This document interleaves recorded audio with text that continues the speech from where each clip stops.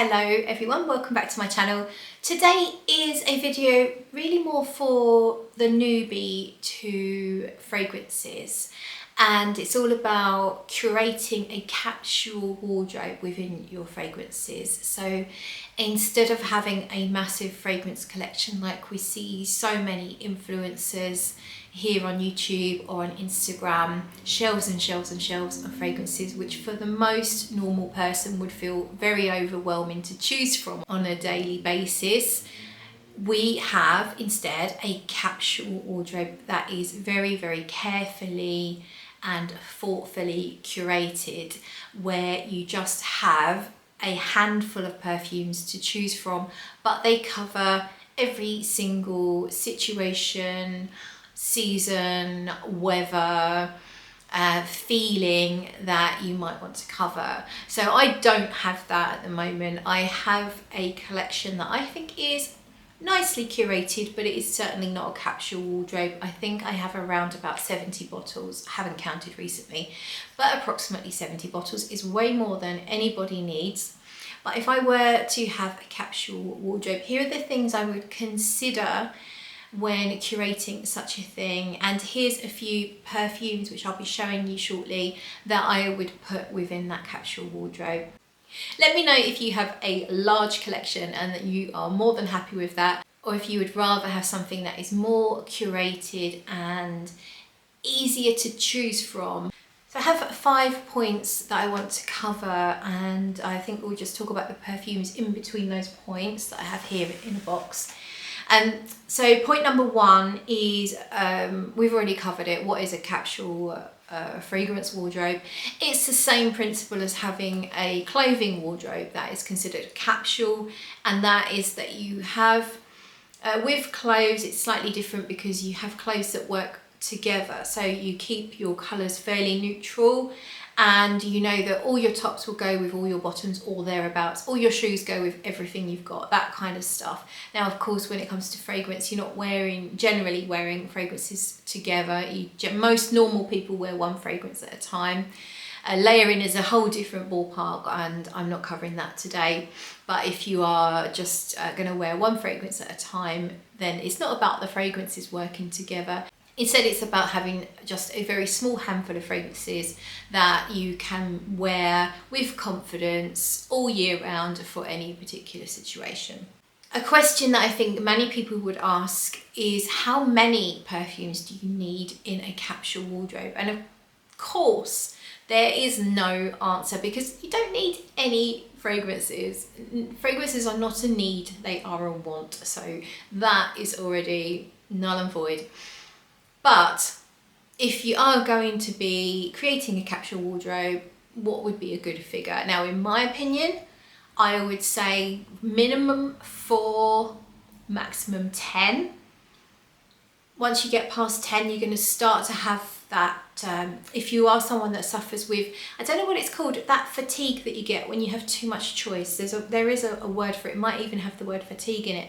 But when you get too much choice, sometimes it can slow you down. It can stop you from making any decision. So if that's something that you suffer from, then definitely do keep your little capsule collection quite small. If you're someone who is fickle and easily bored, but you still want that smaller collection, then maybe you would expand it up to sort of 8, 9, 10 perfumes, just to keep you a bit more interested.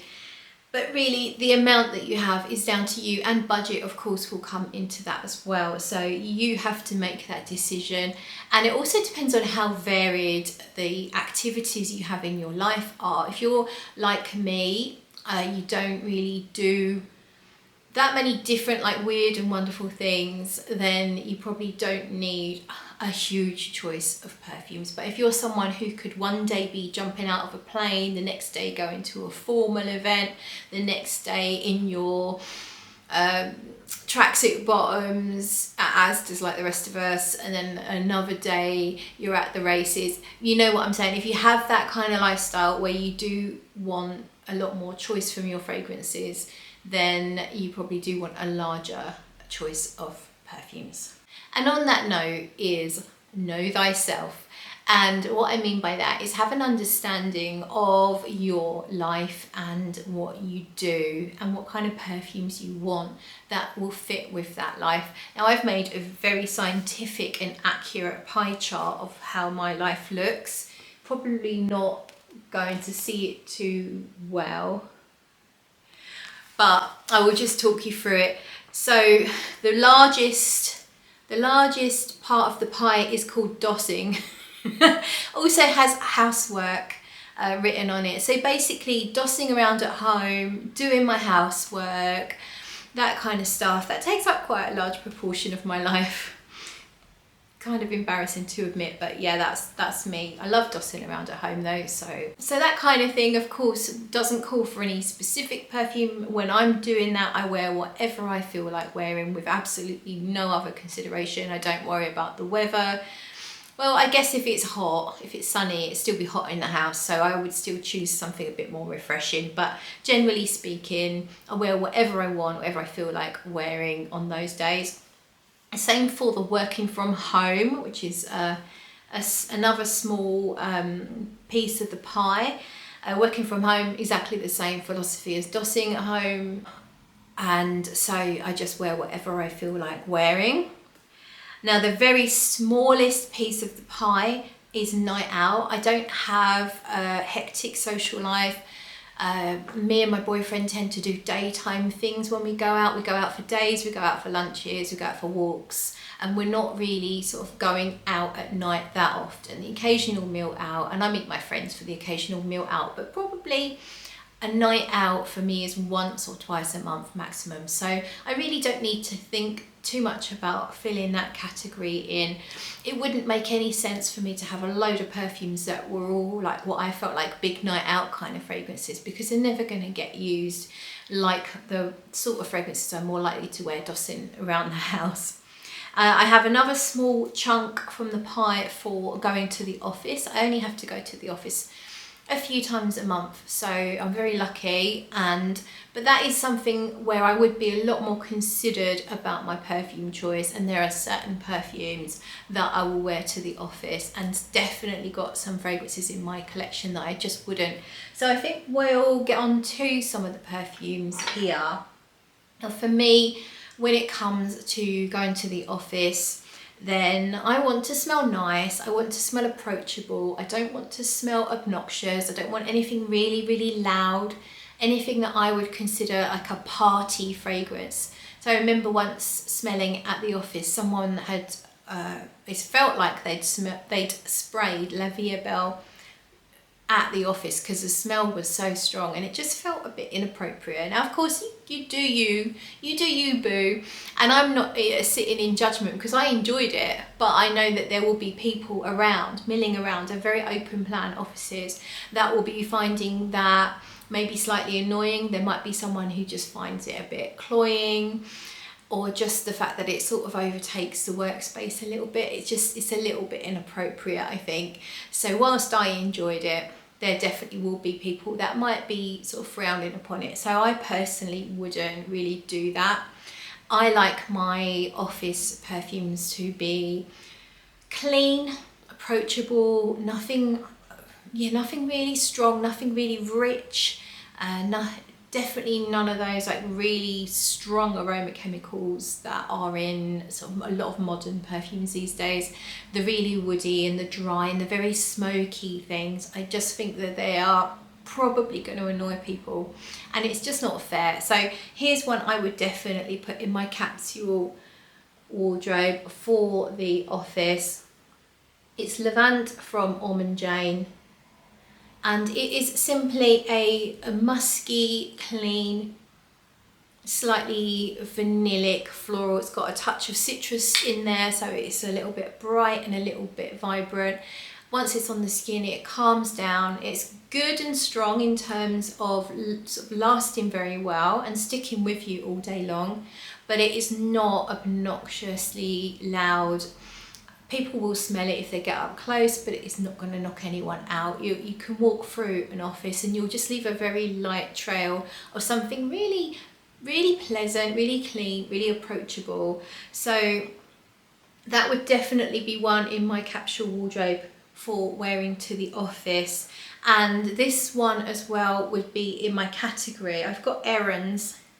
I've written errands, and what I mean by errands is going shopping, just the usual food shop, but also all those appointments that we have to fit into life, doctors, opticians, dentists, and all the other stuff, hospitals, all of those things, or even attending with friends and family.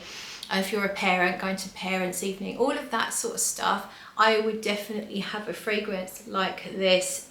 Another one in the same category. So if I was curating a very small capsule wardrobe, I would choose either Levant, or this one fits in to the same category really. It's Shalimar Souffle de Parfum, and this one is more orangey blossomy. I mean, they have a very similar profile actually, but I'd say this is maybe a little more maybe a little bit soapy, but both are very musky in that clean musky way, very appealing, a slightly sweetened base, so vanillic, typical kind of like Guerlain vanillic dry down, but not too vanillic because you have this orange blossom.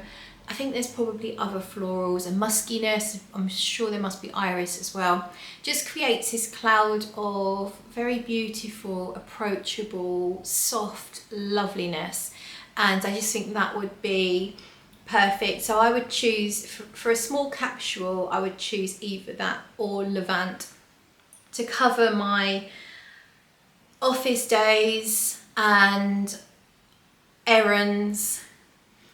Both of them are also appropriate, I think, for all seasons. I think a consideration for your capsule wardrobe is try to make your fragrances as versatile as possible. If you feel like you have a fragrance that you're only going to wear on the absolute coldest days of the year, otherwise it's too strong, then will that really fit into a capsule wardrobe? Now it might do if you absolutely love that fragrance and you're going to put it in your category for your nights out as well.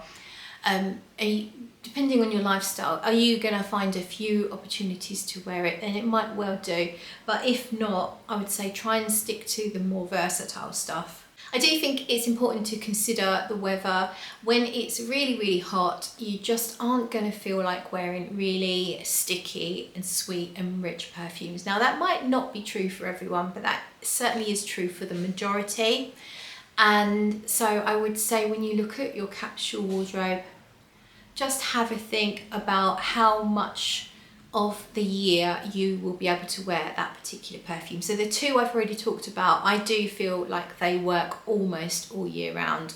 They're not too weak to not work in the cold weather, but they're not too cloying and too rich and too sweet that I couldn't at least wear them on a summer evening if I maybe felt they were too sweet for the hottest of days. So with weather, I think it's nice to have at least one cold weather perfume that gives you a cozy feeling.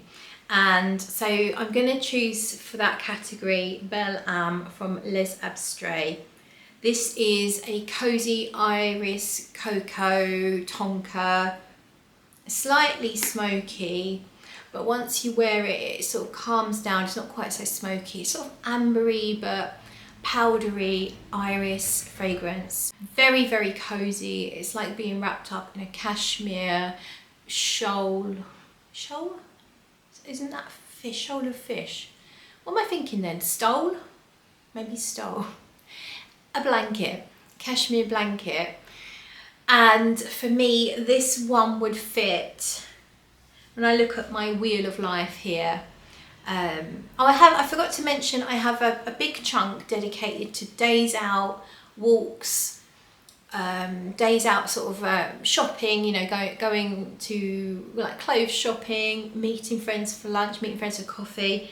All of that has a nice big chunk on my wheel, and I would choose this one, autumn and winter, day or night for those activities.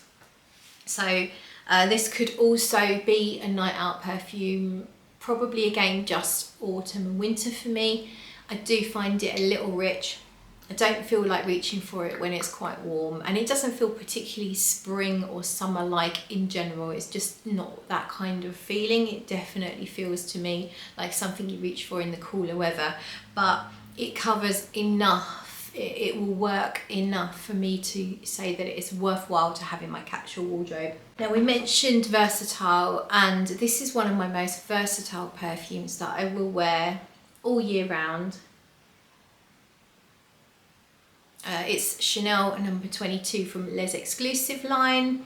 I got into this a few months ago. I have absolutely loved wearing it in all through the summer, days, nights. Now we're getting into autumn, still really happily wearing it. It's my fragrance today actually, and it's just so versatile. It makes me feel put together, and I think that's a consideration when you are looking at your capsule wardrobe, is how fragrances make you feel, because sometimes it's not about the specific thing that you're going to do, but instead it's about wearing the perfume that's going to offer you the feeling that you want. So whether that's comfort, which I would say I would get from the Belle Âme perfume if I want comfort, warmth, coziness, or I might just want to feel really put together, and I definitely get that from Chanel number 22. So this is another one I could wear for work happily. I will wear it just on my own because I love how it smells, and I would definitely wear it also to doctor's appointments and all of that, all the errands, all of that sort of stuff. So very, very versatile. And if I wanted a really, really small capsule wardrobe, then this for me would be one that would definitely be in there because it covers so many bases. It is an aldehydic perfume. If you know Chanel number 5, it came out a year after. So Chanel number 5 was 1921 and famous for its overdose of aldehydes, which give it that really sparkly champagne effect.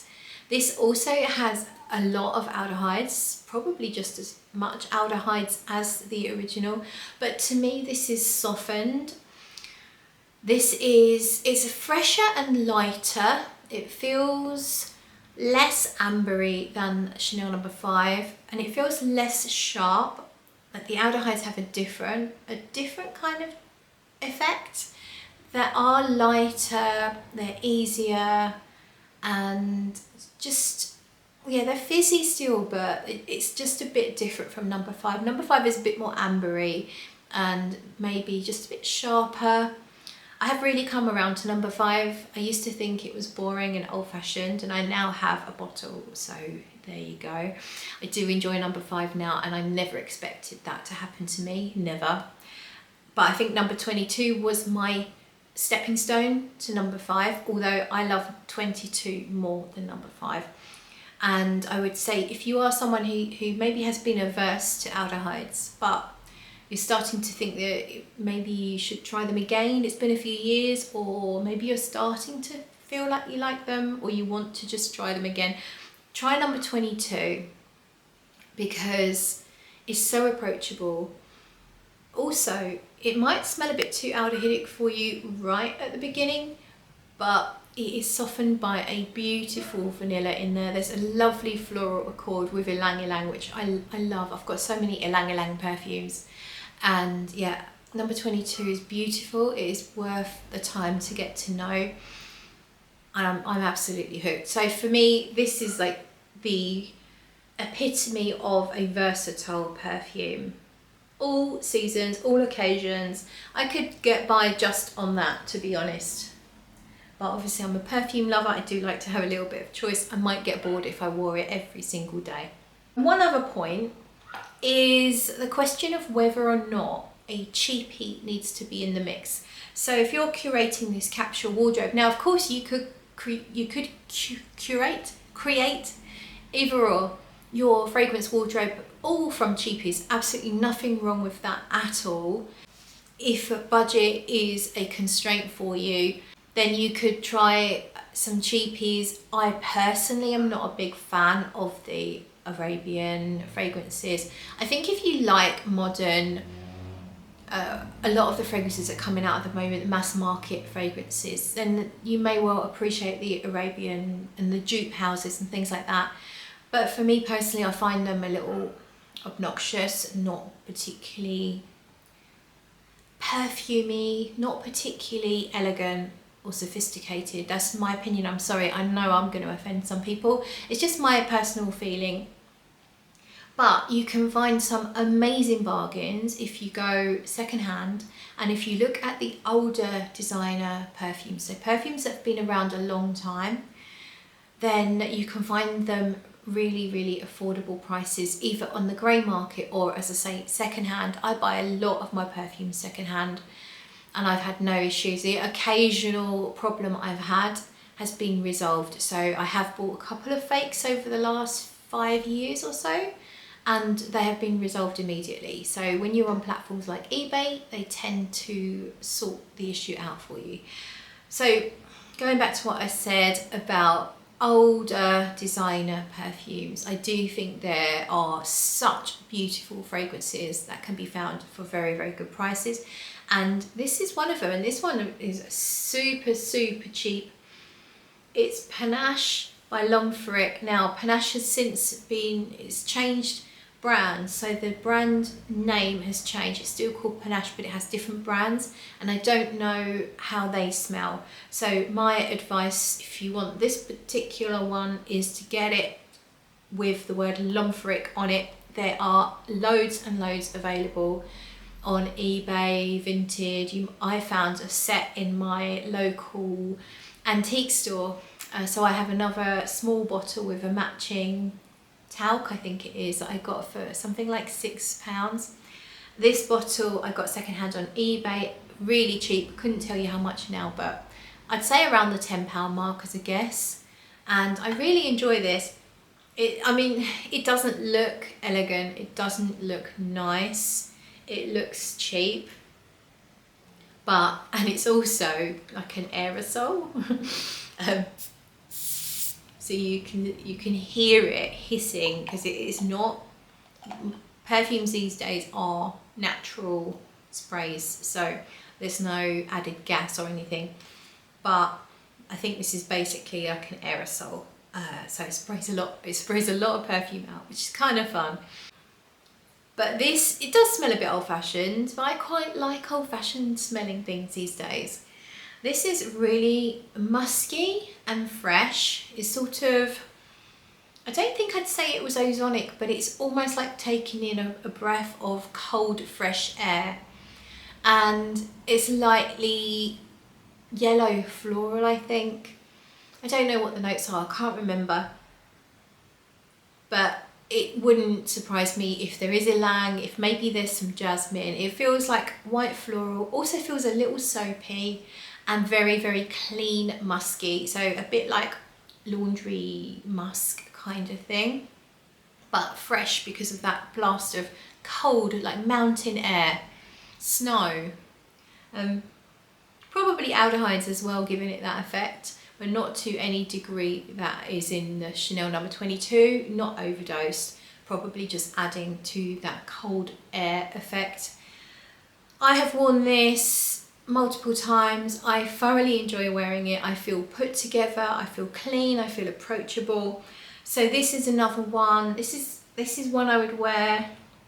It would cover, I probably wouldn't choose it for a night out, but it would cover the majority of my pie chart. Working from home and dossing and housework and errands, I would happily wear this to a doctor's appointment or any kind of hospital or any meeting, whatever. It feels a little bit professional, but it's got that approachability with that clean muskiness, and it's slightly sweetened without any obvious addition of sugar or vanilla or anything like that. It's definitely clean. You smell like you have just had a shower, just shampooed your hair, you've applied old-fashioned talc, and you've got old-fashioned like thick white body cream, and you smell put together.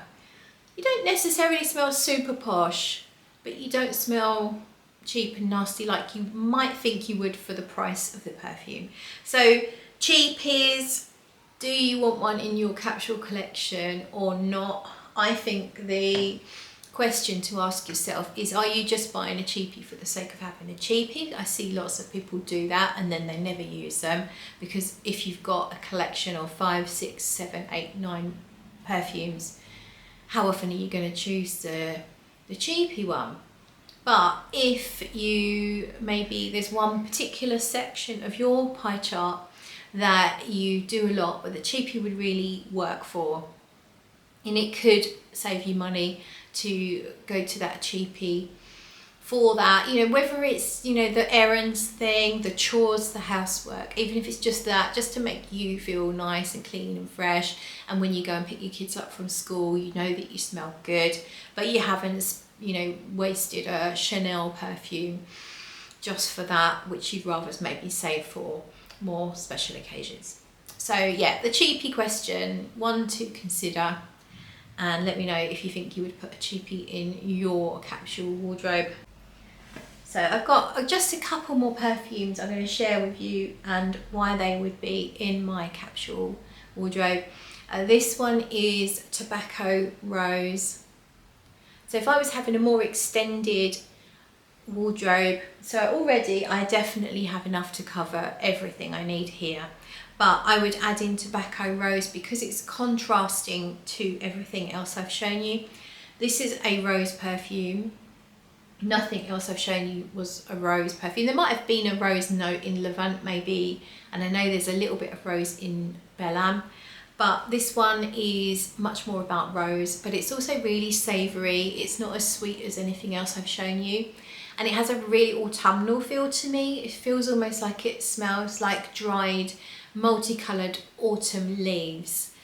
So it's got that savoury sort of crisp autumn feel. There's hay and beeswax. I think there's a little bit of oak moss in the dry down, and this lovely rounded sort of rich rose in there as well. This one really just feels perfect for a rainy day, perfect for autumn, and I could wear this autumn days and nights, and most nights actually, maybe not a summer night, but I would wear it the other 3 seasons as an evening fragrance. So this one feels quite a few covers quite a few criterias for me, but it adds a completely different flavour to the wardrobe.